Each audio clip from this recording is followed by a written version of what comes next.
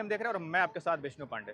तो ये पटना के गर्दनी बाग में है जहाँ पे ऐतिहासिक आंदोलन होता है। बीपीएससी 17 का आंदोलन देखा या नीट पेपर का आंदोलन देखा, में तो हमारे बिहार के स्टूडेंट ही होते हैं। अब इनके साथ ही क्या समस्या है, हम गर्दनी बाग में भी आए हैं, इन्हीं से जानेंगे कि आखिर इन लोगों के साथ समस्या क्या हुआ कि फिर से आंदोलन पे बैठना पड़ा। क्या प्रॉब्लम है बताइए। पेपर लीक हर साल होता है, जैसे बीपीएससी का पेपर लीक हो जाता है। हम लोग एग्जाम देने जाते हैं, पता चलता है एग्जाम देने इतना कष्ट है। ट्रेन में भी जाते हैं तो देखते हैं कि पूरा बोरा बोरा की तरह कसा कर आदमी जाता है ट्रेन देने। उसके बाद एग्जाम देने के बाद आते हैं यहाँ पे, देखते हैं कि पेपर लीक हो गया। इस तरह समस्या को हम लोग सुधार करने के लिए आंदोलन कर रहे हैं। मतलब कौन सा पेपर अभी लीक हुआ है जिसके लिए आप आंदोलन पे बैठे हैं?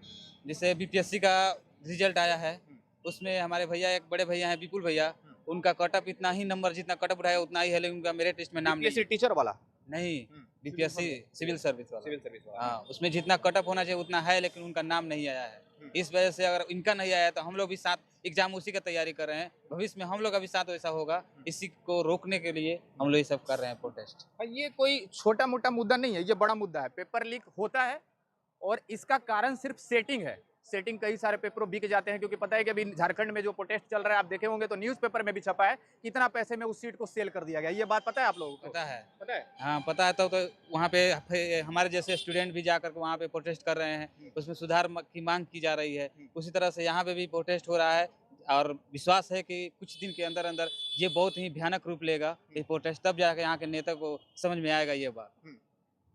क्या नाम है आपका? प्रियतम कुमार प्रिय।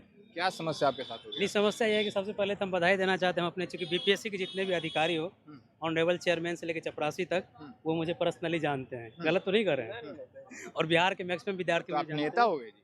नहीं, नेता मत कहिए, वो मुझे जानते हैं, ठीक है। और जो भी विद्यार्थी मुझे जानते हैं, मैं गर्दनी बाग आ चुका हूँ। आपसे रिक्वेस्ट करूँगा मैं यहाँ तक, आप यहाँ आइए, पहुँचिए। मैं कहना चाहिए, ये जो अगस्त का महीना है, आज़ादी का मंथ है ना, और आज़ादी किससे मिली थी? आंदोलन से। हमारे पूर्वज, ये बिहार जन ये क्रांतिकारियों की धरती रही है, और हमारे पूर्वज आप राजेंद्र प्रसाद से लेके कर्पूरी ठाकुर से लेके जयप्रकाश नारायण तक, उन्होंने कहा था कि बेटा जब भी तुम्हारे साथ गलत हो उतर जाना।